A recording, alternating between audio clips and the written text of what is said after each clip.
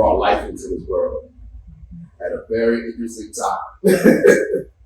So I personally am fascinated by how you have navigated this mountain called COVID-19 while taking on the incredible tasks of and taking care of. So one thing I want to stress is that when it comes to sharing your story, it's your truth. There's no right, there's no wrong, there's only what you experience. Don't make any assumptions. I want to know what this experience has felt like, however you want to share. Like, you know, I'm not going to poke across, that's not how I do things. But I hope that I can create a space where people feel comfortable sharing their narrative, just expressing, again, their perspective on this world, especially when it comes to such a special situation. I'll say that it's had its moments, ups and downs. All I can say is it's really been a blessing. While pregnant with her, I was around someone that had COVID, but I didn't catch it, so that it was scary. But I had it twice. She's had it too. All three of us had it. And that was really scary. It was really scary. And it was during the time that I was still on maternity. So I had that time to recover and not have to worry about working and, building the time, So I'm doing it by myself. So it's still kind of a little hectic trying to learn the ropes. No, that's a lot right there. I mean, certainly the importance of having maternity leave is critical now more than ever. And I almost wasn't able to get maternity because I was new to the company. Oh, wow. So I had to, I was new. I had to I had to go through a lot of loops, and HR was really helpful with me. Yeah, so so I was very grateful to be able to take that time off and us recover. She had a fever. She was very young at the time. I had her in December, and we caught COVID. I say January. Wow. So she was, just kind of grunting the little noises. She was warm a lot. She had fever probably twice. My oldest, she had a fever off and on for like days. It was really scary. I think the first 2 days it was really bad for me. So we all trying to recover, at the same time, trying to parent, trying to, feel better and get them, get them feeling well as well. And her teachers are awesome. Her teachers, they came through the school coordinator, they came and dropped bags off at the door like, hey, we got you some stuff. And they got formula for her, outfits, orange juice, just stuff to, build your immunity and, all that good stuff. So we had a lot of support, mostly from the school, with, different supplies and stuff. I'm very grateful for that. Has that been the case with the school? I'm just curious perhaps you felt like step up and yeah, absolutely. I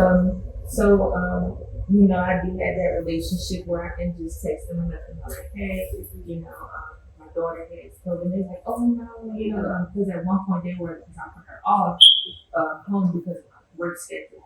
So they made arrangements for that.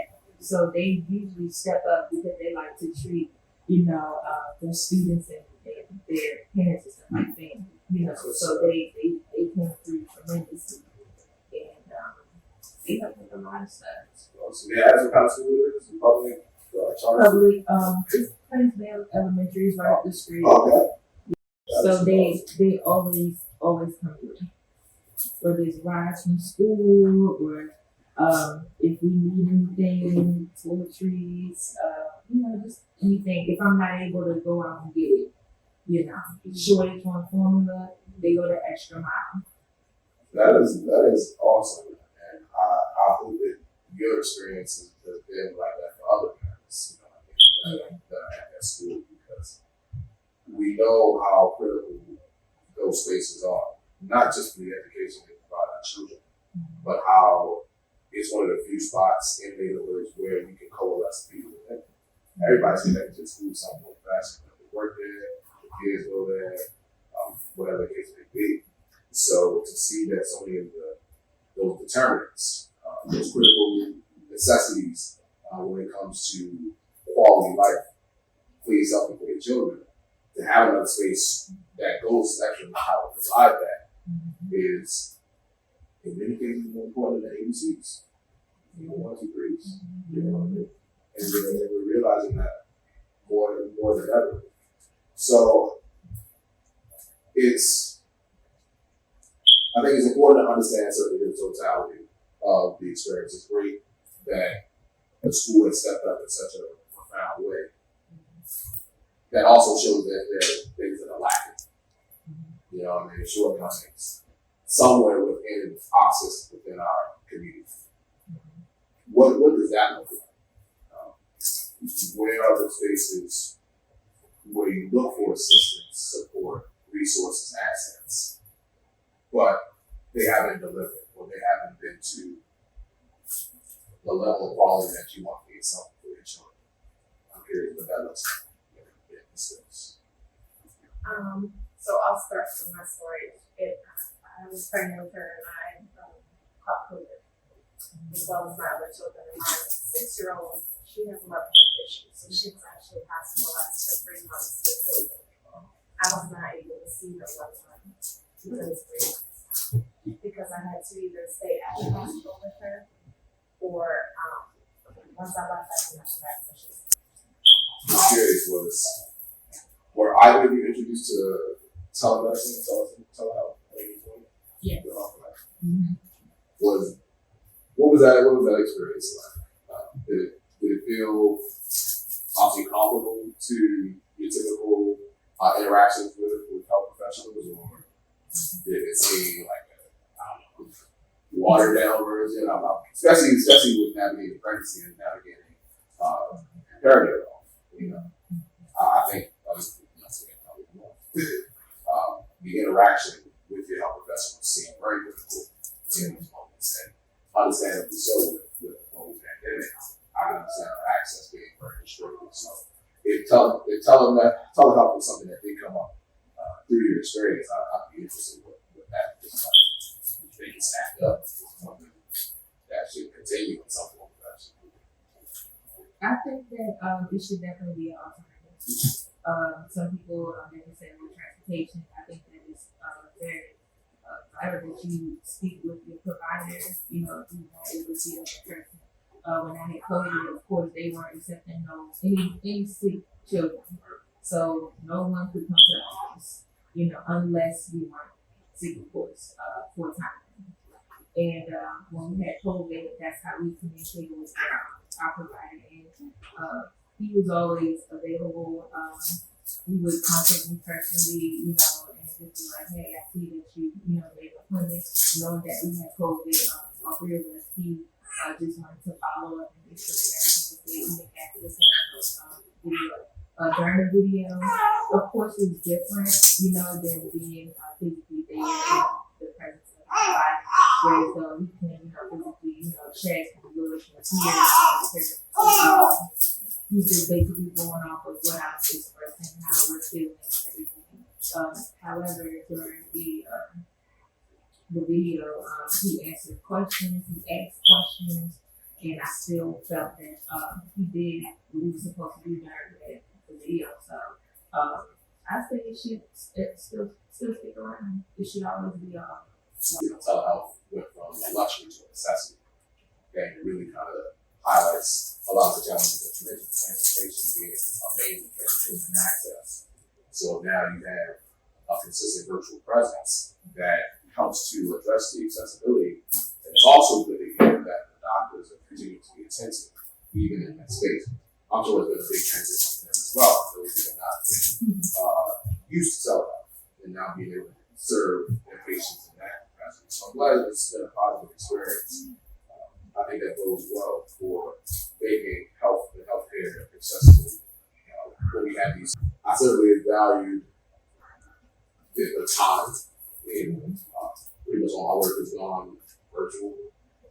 Do a few things in person, but it's giving me more time to be at home with family. Still been busy, so I'm not like it's been perfect. Being around my family more often has been great. And I think just having the time to decompress, take care of myself to some extent. I think that's what take care of myself has been very good. So certainly when cultivating critical relationships with children, I wonder, had there any, what have been what has been the positive about this experience? Kind of the stillness, everything kind of came to a pause in a lot of ways with COVID. So what was cultivated out of the stillness? Your relationship with your kids. To raise a football step team. So being able to spend virtual learning as well. Being able to spend time with them to help them with their learning more than what I was doing on there. Not doing that's a good experience. Do you think it'll be so certainly things have been transitioning back to in person? So how are you feeling about being able to maintain that level of interaction and just involvement as things are starting to transition back to normal? I think that it's going to be important to definitely set aside time to set that wall on them because I definitely see being able to spend more time with them. All the things are hectic with them going back in school and you returning to work. I think it would be good to set aside that time. Can you talk about the benefits and what are the benefits that you take spending more time? It seems kind of like self-explanatory. Spend more time with kids, but it still be better. You know what I mean? But I love to hear what that looks like and your children, the change. It's things that are made us close. Like I have a 16-year-old son, and he seems to open up more to me now. We've been able to have those one-on-one conversations about girls at school, and also being able to pay closer attention to them. Awesome. How was it? Really. How is the stillness? Has the stillness been beneficial in any way that you like to? And I say that you like to maintain, especially as things are going back to normal. Yeah, I would say it's been beneficial in some areas of my life as far as work goes. It was a crazy time for me because I had lost my job due to, of course, COVID. But my client, I was going to healthcare field for 10 years. And so I was DoorDashing and cooking, selling plates, and just hustling. So that's where work from home came into play. And that was very cool. So finding love, my daughter, during that time, that was a positive.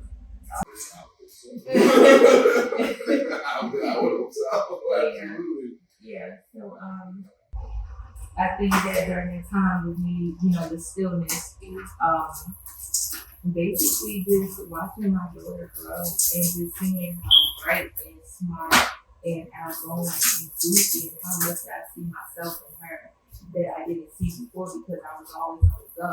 When I was going to my job, to and from, in the morning time we get there, I drop her off, I go here, and I don't see her as much, and then it's late, and then it was a routine of a very small window of just interacting with one another once the work day is over, and then we eat dinner and then stick to a strict time so they can get up for school, and I can drop you off maybe 4 at time. So working home, I drop her off, and then I pick her up, and then we have that time to do homework together, to talk about her day, and she showed me her arts and crafts, and I worked with her on homework, and we spent a little bit more time. We had movie nights. We watched movies beforehand. We restricted dinner, shower, it's time for bed. So it's giving me a lot of time to spend more time with her and getting to know who she is. That's awesome. That's awesome. I get laundry.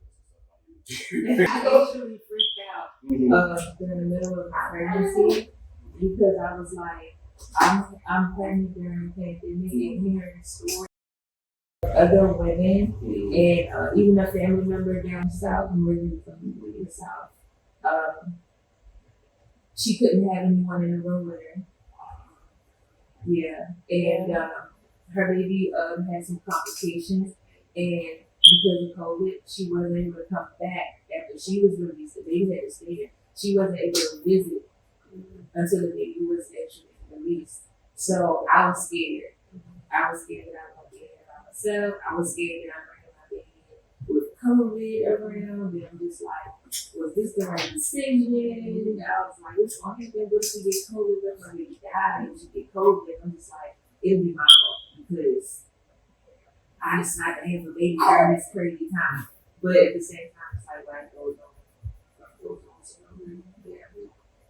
So obviously you got past that feeling itself. Oh yeah, I got past it, but when we caught COVID, I didn't have my anxiety. I was like super scared, and I was calling mom every day, and she was very receptive to hearing our cries and giving us positive information, and just being a support system from a distance. So yeah, got over that hump. It happens. I think eventually, not just scared about it, COVID, but I feel like almost everybody would have if they haven't had already. That's the new experience with me. Her father has had it too. He didn't have any symptoms. Yeah, it's been an interesting experience. I had COVID in December of 2020, and lost my appetite as a big boy. I know something's wrong. I don't eat anymore. Lost 10 pounds in a week. Never did that again. You know what I'm saying? But at the same time, my wife, who also had COVID, lost sense of smell, taste. That's how I live. Yeah. And her anxiety went through the roof because she's imagining all these like nightmare scenarios. I can't smell. There's smoke in the house. I won't be able to smell it over the fire. Like we're just going extreme. That's where anxiety was taken. And it was interesting us having it at the same time, quarantined together the whole time, same room, and just having two completely different experiences with the same virus. I had it back in 2020. I want to say in July. Oh wow. And she didn't do it. It was just me, and I wore a mask, and I was like so much pain at the work, but I was just so paranoid because my family, I just feel like they didn't make a big deal out of it. It scared me, so I kind of kept it to myself. Right. I just stayed away from everybody. I told them that I wasn't feeling well because I had other things going on too, and I don't know if it caused it or whatever the case may be, but I'm just not, feeling well. Well, just make sure it ain't COVID. Don't come around because my dad got lupus.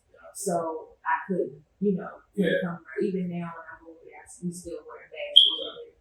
So I felt really bad. I could barely do anything for her. I could barely cook. I slept most of the time. And it was really horrible at that time. I lost my sense of smell, taste, all of that. And I was like, I can't taste nothing. I lost weight too, and I like it. Yeah, exactly. Right. And I didn't know what tastes like what. I could eat the food that I don't even like, and I would never. Yeah, that's how I was with my wife.